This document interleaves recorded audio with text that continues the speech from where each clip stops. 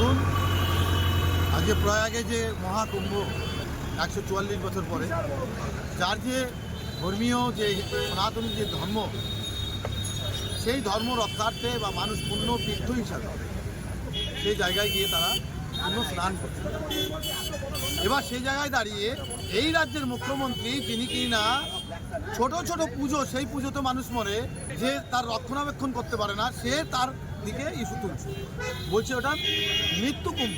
ওনার বলতে খুব ভালো লাগে, ওনার ভালো লাগে যদি ক্ষমতা থাকে কোনো মুসলমানদের কোনো প্রোগ্রামকে বলুক এইভাবে, যে মুসলমানদের প্রোগ্রামকে ইস্যু করুক।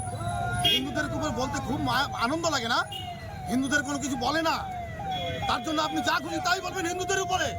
এই মুখ্যমন্ত্রী বাংলা চলতে পারে না, এই মুখ্যমন্ত্রী বাংলা দাঙ্গা লাগানোর মুখ্যমন্ত্রী, দাঙ্গা লাগানোর পরিকল্পনায় হিন্দু মুসলমানের দাঙ্গা লাগাবে, তার জন্য এইভাবে বলা হয়।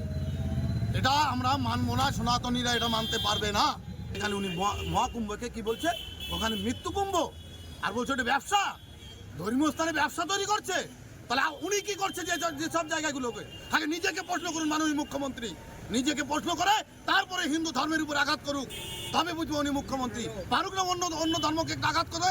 কোনোদিন পারবে না, কারণ ভোটের রাজনীতি করলে এই মুখ্যমন্ত্রী ভোটের রাজনীতি করে, আর তাছাড়া কিছু না, দাঙ্গার রাজনীতি করে মুখ্যমন্ত্রী।